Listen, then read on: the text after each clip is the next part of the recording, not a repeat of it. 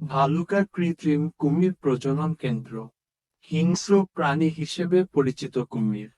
যদি এমন হয়, আপনার সামনেই প্রতিদিন ঘুরে বেড়াচ্ছে অসংখ্য কুমির। পৃথিবীর বিভিন্ন দেশের মতো আমাদের দেশেও বাণিজ্যিকভাবে চাষ হচ্ছে কুমিরের। কুমির প্রজনন ও লালন পালন কেন্দ্র গড়ে তোলা হয়েছে ময়মনসিংহ জেলার ভালুকা উপজেলা থেকে 17 কিলোমিটার দূরে উথুরা ইউনিয়নের হাতিবের গ্রামে।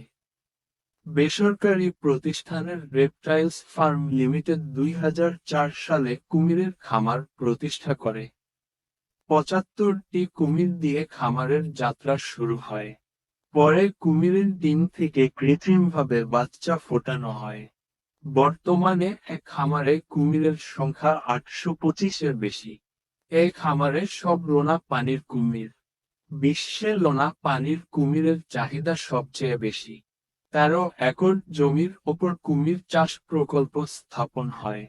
প্রাকৃতিক পরিবেশে কুমির পালন ও বেড়ে ওঠা নিশ্চিত করার জন্য চারপাশে ফলজ, বনজ ও ঔষধি গাছ লাগানো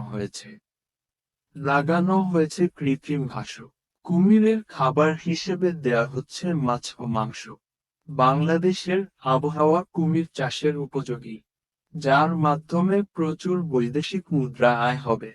তারা বলছেন, কুমিরের গড় আয়ু 100 বছর। ডিম নষ্ট হওয়ার সম্ভাবনা কম। বেশিরভাগ ডিম থেকে বাচ্চা হয়। সার্ক দেশগুলোর মধ্যে বাণিজ্যিক কুমির চাষের একমাত্র খামার ভালুকার ময়মনসিংহে অবস্থিত। উদ্যোক্তারা বলছেন, আগামী 5 বছরের মধ্যে কুমির চাষের দিক থেকে এটিই হবে বিশ্বের সবচেয়ে বড় খামার। বর্তমানে কুমির চাষের সবচেয়ে বড় খামার অস্ট্রেলিয়ায়।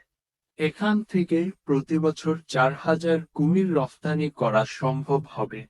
এতে আয় হবে $3 থেকে $4 মিলিয়ন। বিশ্ব বাজারে কুমিরের চাহিদা বেশ। মাংস, হাড় ও চামড়া এর কোন কিছুই ফেলে দেওয়ার মতো নয়। চীন, জাপান, তাইওয়ান, থাইল্যান্ড সহ বিভিন্ন দেশে কুমিরের মাংসের চাহিদা ব্যাপক। বিশ্বে 7 প্রজাতির কুমির চাষ হয়। এর মধ্যে লোনা পানির কুমির সবচেয়ে বেশি। তাই কুমির প্রজনন কেন্দ্র দেখতে চলে যেতে পারেন রেপটাইলস ফার্ম লিমিটেড, হাতিবের, উথুরা, ভালুকা ময়মনসিংহ। প্রবেশ মূল্য $150। ধন্যবাদ আপনাকে ভিডিওটি দেখার জন্য।